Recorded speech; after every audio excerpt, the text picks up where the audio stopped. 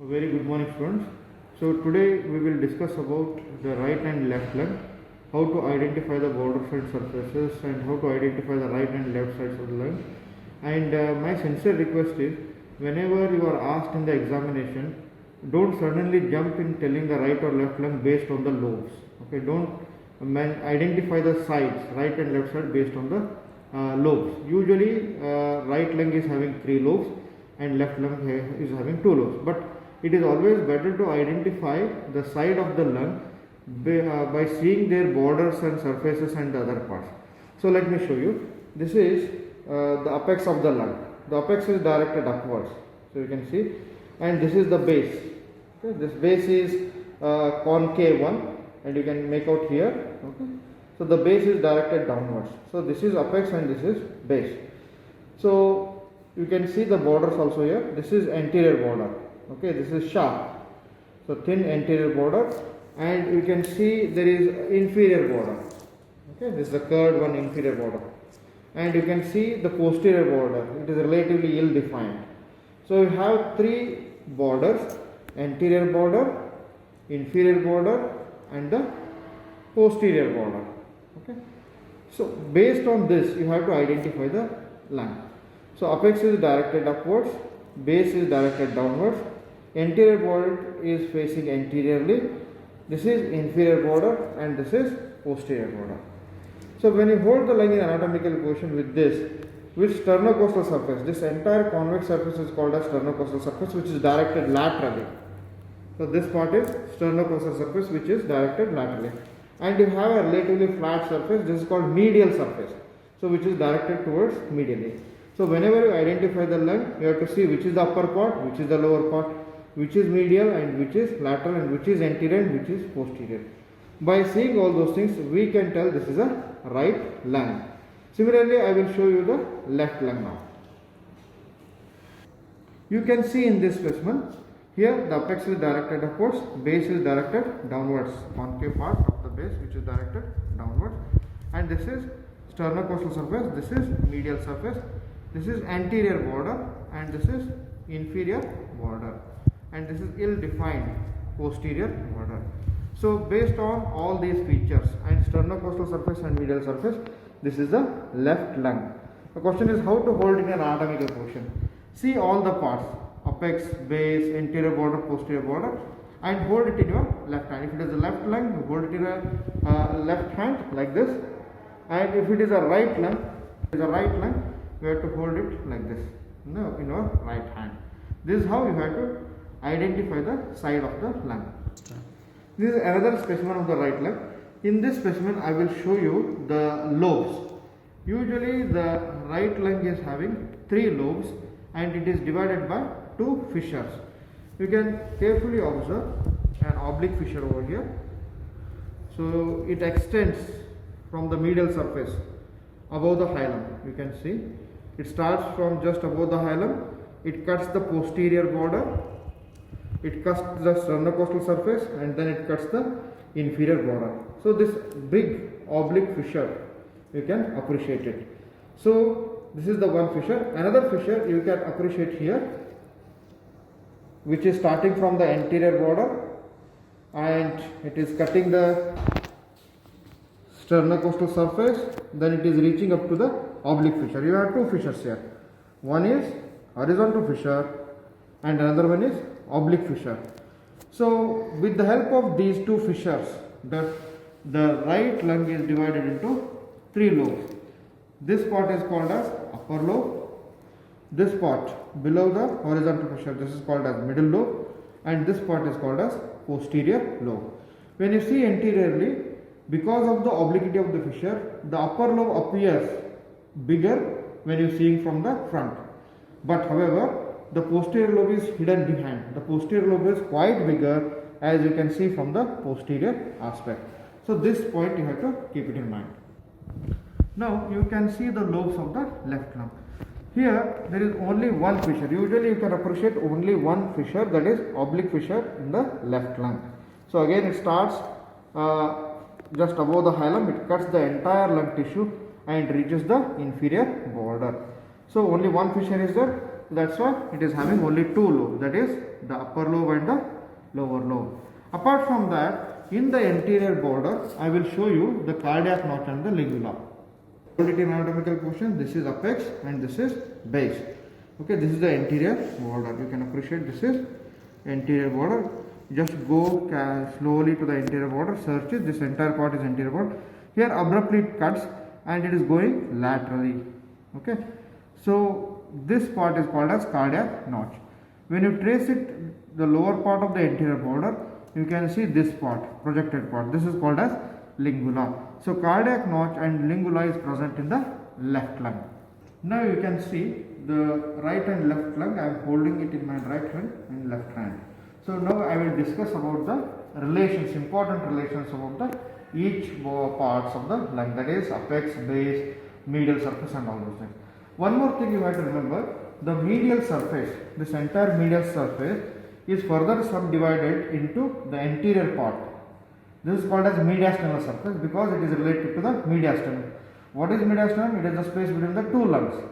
And so this part is mediastinal surface. Posteriorly, when you go here, this part is called as vertebral surface because this part is mainly related to vertebral bodies and intervertebral disc. We will see the relations of each parts of the lung, that is apex, base and the surfaces. Coming to the sternocostal surface. Sternocostal surface is convex. Okay, just imagine the rib cage is like this. Okay, so this entire sternocostal surface is related to the ribs and intercostal spaces and the intercostal vessels. These are the main relations. When coming to the base, you can see a big concave area. So this is lying on the diaphragm, that is right part of the right diaphragm. Below the right dome of the diaphragm, you have right lobe of the liver. So the base is related. When you see an anatomical position, so there will be a diaphragm, and below that you have right lobe of the liver. So sternocostal surface is related to intercostal spaces and ribs, and the base is related to the right lobe of the liver. So we are talking about the relations of the right lung. And coming to the apex, on both the sides, the apex is approximately is above the medial 1/3 of the clavicle. It extends up to approximately 2.5 centimeter. So this is related to the first rib, and after that it is related to the subclavian vessels. These are the main relations of the apex. And coming to the left lung, in the left lung again the apex relations are same, the sternocostal relations are same, but only thing is here this is the base of the left lung. You can see it is lying on the diaphragm, left part, and below that you can appreciate, below there will be left lobe of the liver and the fundus of the stomach and the spleen. So these are the relations of the base of the left lung. Now we will see in detail about the relations of the mediastinal surface. As I told you, the entire medial surface you are seeing, it is divided into this anterior part. This is called as mediastinal part, and this part is called as the vertebral part. This is the posterior border. This part is posterior border, ill defined. And this vertebral part, as I mentioned, it is related to the vertebral body and intervertebral disc. Now, coming to the medial surface. Medial surface, further, as I told you, this part is mediastinum. We can also see the hilum here. This entire part is called hilum. What is hilum? Hilum is the area of the lung where the structures will enter and leave. And those structures together form the root of the lung. So root of the lung is nothing but these are the bundle of structures which connects the lung to the mediastinum. And this is the mediastinal surface of the right lung. You can see the anterior border, thin and sharp. You can see the inferior border, and you can see the posterior border. Now the important relations are the, can you see this part? This part, okay, is related to the right atrium and partly the right ventricle. So this is cardiac impression. Then you go trace it slightly above. You can see there is a groove here, small faint groove. Okay, this groove is related to azygos vein. This is called arch of azygos vein. So arch of azygos vein drains into superior vena cava. So automatically this impression is meant for superior vena cava. Superior vena cava itself is formed by, when you trace superior vena cava upwards, it is formed by the right and left brachiocephalic vein. So this part is related to the right brachiocephalic vein, superior vena cava, and the arch of azygos vein.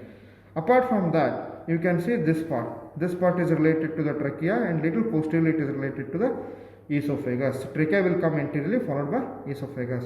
So cardiac impression, superior vena cava, arch of azygos, trachea and esophagus. Apart from that, anterior to the hilum, as this is a hilum, anterior to the hilum, it is related to the phrenic nerve. As it is right lung, it is related to right phrenic nerve.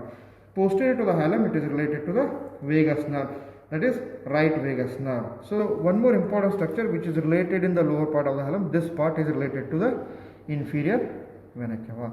Here it is superior vena cava relation, this part is related to inferior vena cava. Now we will see the important structures in the hilum. Okay, this is the hilum. So when you see the hilum, so always remember in the right lung or a left lung, most anteriorly placed structure is superior pulmonary vein. So when you go, this is the anterior part, this part is anterior. So this is superior pulmonary vein. So as you can appreciate it. And most inferior placed structure is inferior pulmonary vein. So this is inferior pulmonary vein. This is superior pulmonary vein. This is inferior pulmonary vein. And most superiorly placed structure, this part is pulmonary artery. You can see this part is pulmonary artery, right pulmonary artery. And most posteriorly placed structure, you can see these divisions.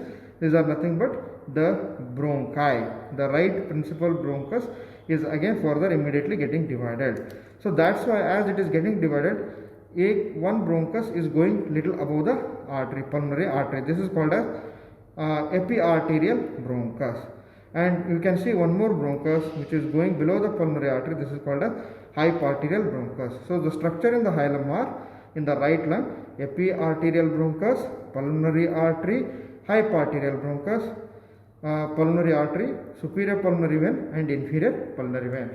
So apart from this, the bronchial vessels will also run, the lymphatics will run, anterior and posterior pulmonary plexus will also run through the hilum of the lung. Now we will see the important relations and impressions on the mediastinal surface of the left lung. So I am holding it, this part is mediastinal surface, this is anterior border as I mentioned already, this is posterior border. Now we will concentrate on the mediastinal surface. So I will just touch these borders. So you can see this is cardiac impression. So this cardiac impression is related to the left ventricle and little bit about the left auricle. So this part is cardiac impression. And most important impression is just above the hilum, this part. This is arch of aorta. Okay, as in case of right lung, it is related to the arch of esophagus. Here it is related to arch of aorta. If you trace back this, you can see a big groove here. This is called descending thoracic aorta. Okay, arch of aorta, descending thoracic aorta. Apart from that, when you see the arch of aorta, there are small impressions here. This is related to left common carotid artery and the left subclavian artery. Apart from that, when you go posteriorly, this part is related to trachea and esophagus. Both are related in this place. Apart from this, you have anterior to the hilum as left phrenic nerve, as posterior to the hilum will be left vagus nerve. One more important thing is that arch of aorta is hooked by left recurrent laryngeal nerve. That is also related here. Apart from a little bit here in this area, it is related to pulmonary trunk. Apart from trachea and esophagus, this area is related, most important on the left side is the thoracic duct. So thoracic duct is related to the left lung. Okay? And esophagus will also continue in this part. Now I will show you the structures present in the hilum. This is hilum. You can observe over there. And as I mentioned, most anteriorly placed structures in the hilum will be superior pulmonary vein. So this is superior pulmonary vein, you can nicely observe. Okay, this is also superior pulmonary vein, and this is inferior pulmonary vein. So most inferiorly, inferior pulmonary is there. Most superiorly you can observe the pulmonary artery. So this thick walled is pulmonary artery compared to the pulmonary veins. But how to identify pulmonary veins and pulmonary artery? If you see pulmonary artery wall thickness, it is relatively thick. And if you see pulmonary veins, these are relatively thin. And you can see also the bronchus, left principal bronchus. How to identify the bronchus? Bronchus is most posteriorly placed in the hilum, and you can feel the cartilages. So I can feel the cartilages and it is relatively hard. So this is left principal bronchus. This is pulmonary, left pulmonary artery. These are pulmonary veins on the left side. This is inferior pulmonary vein on the left side. Apart from that, here also you can expect bronchial vessels will pass through, lymphatics and nerve plexus will pass through.